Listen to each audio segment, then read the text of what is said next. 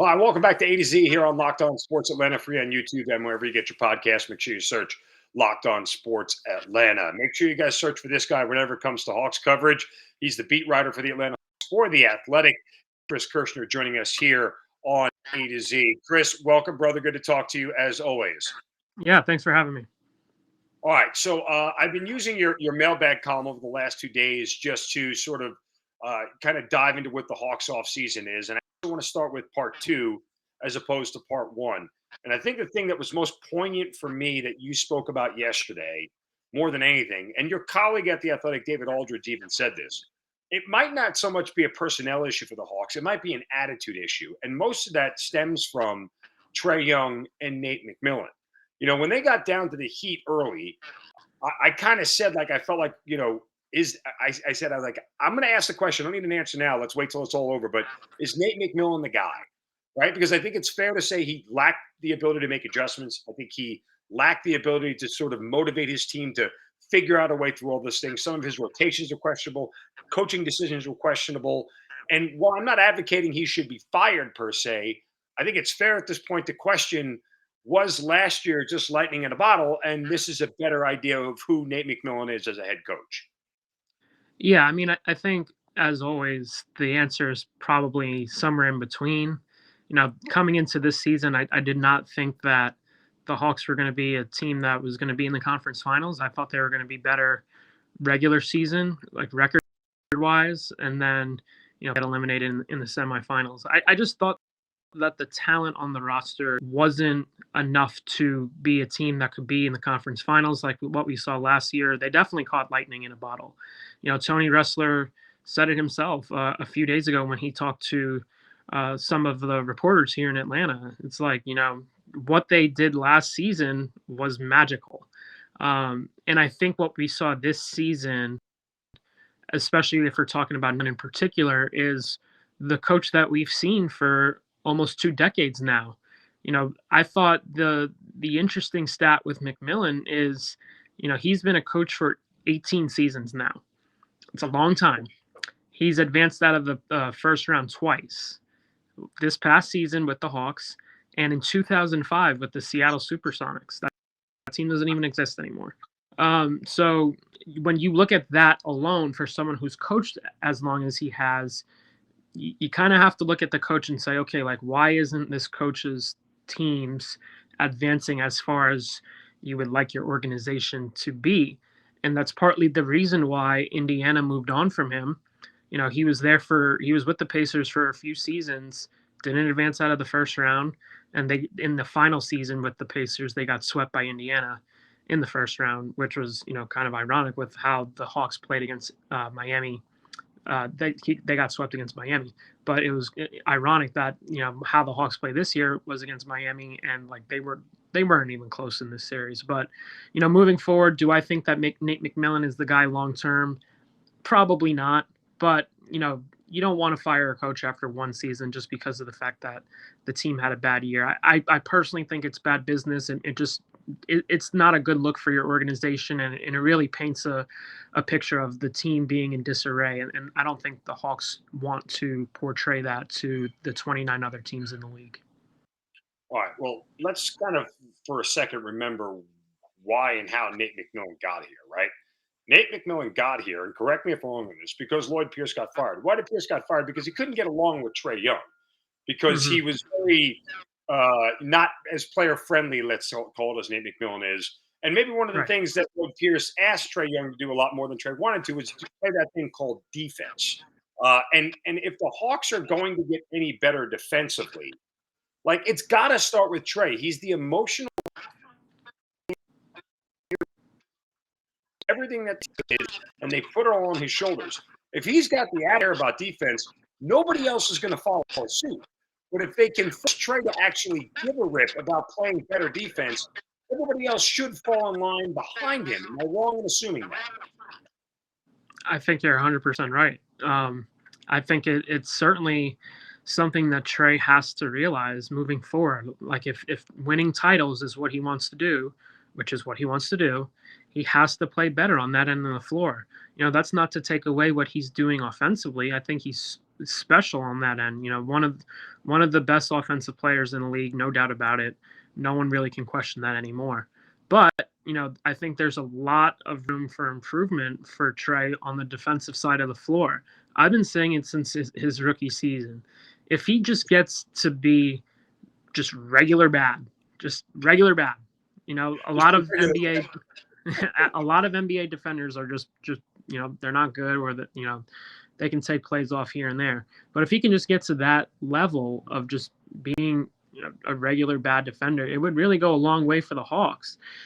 Right now, with where he's at defensively, the the way that Travis Schlenk has to build out the roster, it's hard. You have to find guys who play two ways. You have to find guys who are at least above average defensively to mask what Trae is defensively right now. So I think if he can just lock in more on the defensive end, it could go a really long way for the Hawks.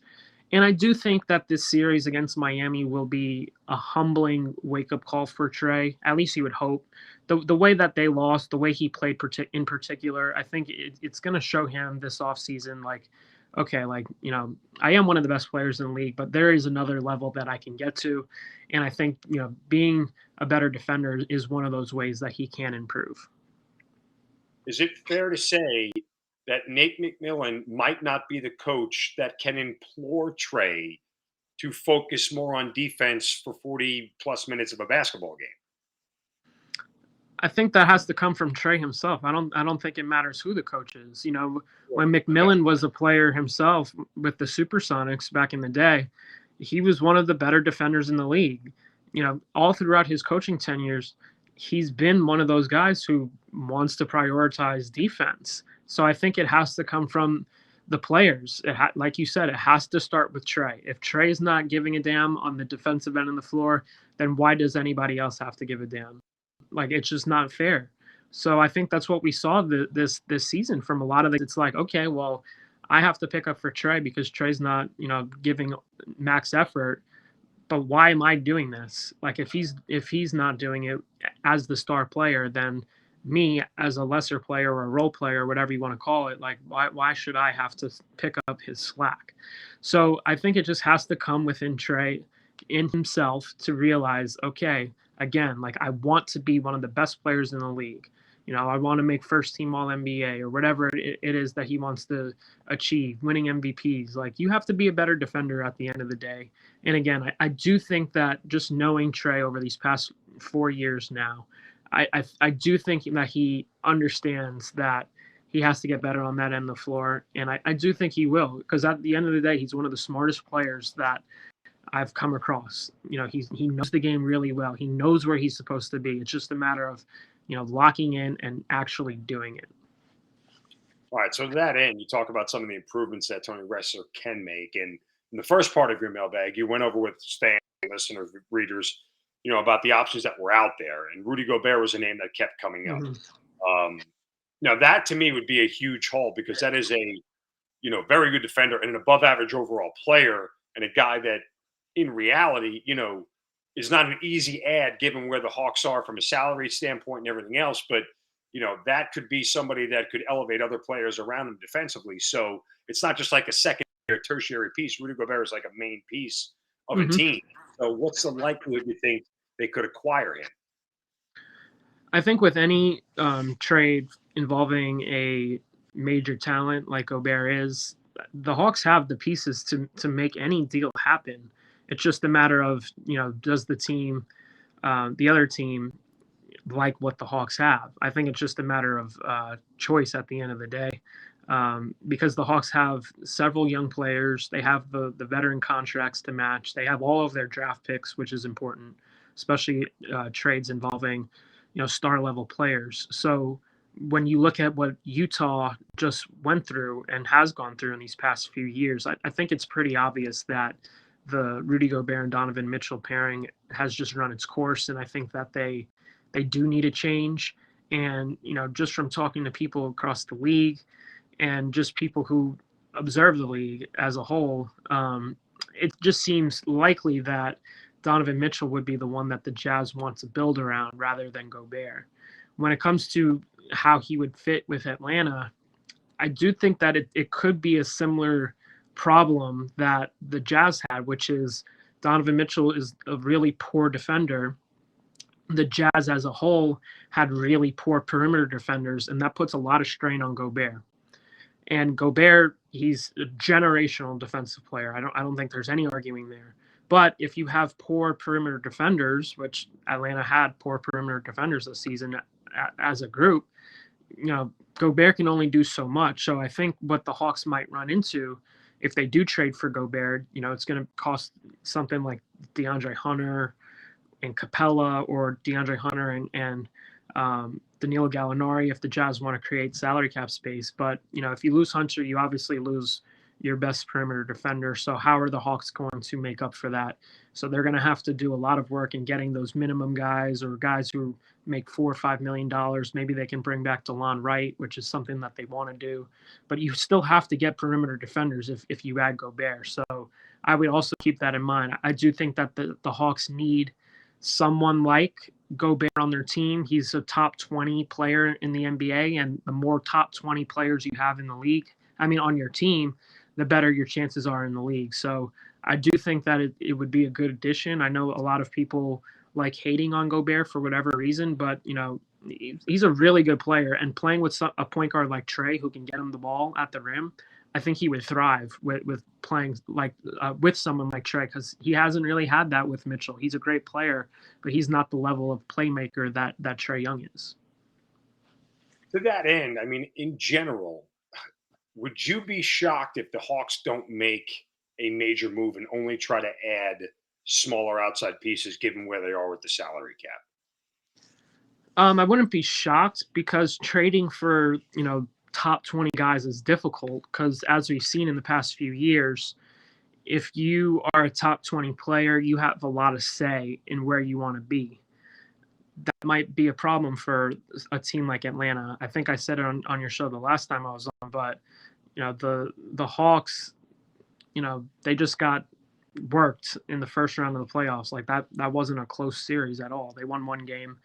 And Miami was clearly better. A lot of the times, top 20 players want to go to teams that are already formed. They're really close to winning a title. I don't think Atlanta is really close to winning a title right now. Sure, adding a top 20 player would certainly add to their chances, but again, you still need several other players to get to that level where you're winning a title. I just watched the Bucks Celtics game. Those teams are really close to winning titles. Milwaukee obviously won last year, but I do think that Milwaukee has a really good chance at repeating. But, they have several players who are just good role players. The Hawks don't really have that. They have some good guys on the roster, but they do need to improve the level of talent. They just need better defenders. They need some dogs on the team. They don't really have that. They just need players who want to give 100% effort on the defensive end, which is the main problem that the Hawks had. If they don't improve in that area, especially defensively, we're probably going to see the same results as we did this season. So I think those are the main things that the Hawks need to look to add this offseason. Make sure you follow him on Twitter. Check out all the work on The Athletic. He's the best in the business, and certainly the best at covering the Atlanta Hawks, Chris Kirschner of The Athletic. Thanks for the time as always, brother. I appreciate it, man. You stay well. Do it again soon. Thank you, Mark. All right. We'll take a timeout, come back, wrap things up here on A to Z, right here on Locked On Sports Atlanta, free on YouTube and wherever you get your podcast. Search Locked On Sports Atlanta. We'll be right back.